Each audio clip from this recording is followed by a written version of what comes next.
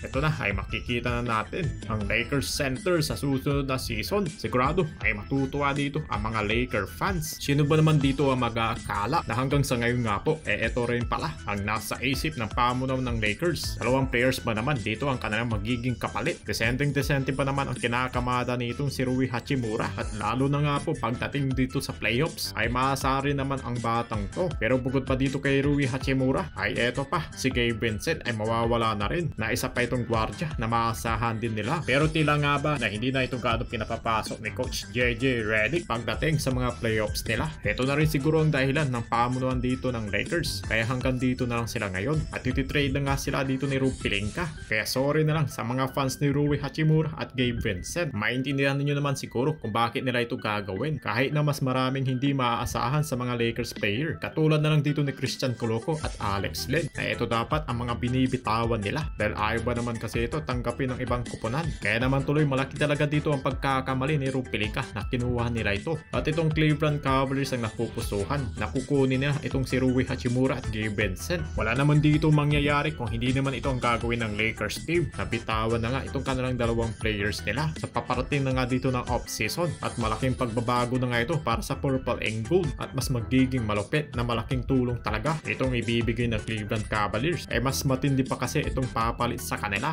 dahil heto na rin ang matagal na hinihintay dito ng mga Laker fans. Paano ba naman kasi dito mga idol? Solid na solid talaga ang kanila dito magiging lineup. Sa kanila ditong gagawin na malaking moves dito ng Lakers. Hindi lang malaking manglalaro ito na kukunin nila, kundi solid talaga ang laruan ng mamang to, dahil batang bata pa itong makukuha ng Los Angeles Lakers. Kung si Jarrett Allen pa naman dito ang kanila magiging sentro, wala talaga dito magiging talo ang Lakers. Ngayon pa lamang, kahit na hindi pa dito tapos ang playoffs, ay todo remedyo na ang kanila ditong gagawin nila Luka Doncic. Babagay daw kasi ito sa mga love threat dito ni Luka. Kita naman sa playoffs ay wala nga siya ditong inasahan na mapapasahan, na isa na nga rin sa mga kakulangan na nga nila, at kinakailangan na nga nila dito ma-develop ang kanilang magiging chemistry ni Jarrett Allen, na mas mapapakinabangan pa nila ng todo. Ito na nga rin po ang magiging magandang team nila ni Luka, na magiging future talaga ito sa Lakers. Kita kaagad ang malaking chemistry ng dalawang duwong ito, kaya tama lang itong kanilang ginagawa na makuha nila itong si Jarrett Allen. Kita nila agad kung malaki ang potential ng isang player. Ito na rin ang kanyang magiging simula para sa Purple and Gold, kasama sila Luka Doncic at LeBron James. Masusolba na ba niya ang matagal ng pinoproblema ng Lakers team? Ano ba sa tingin nyo?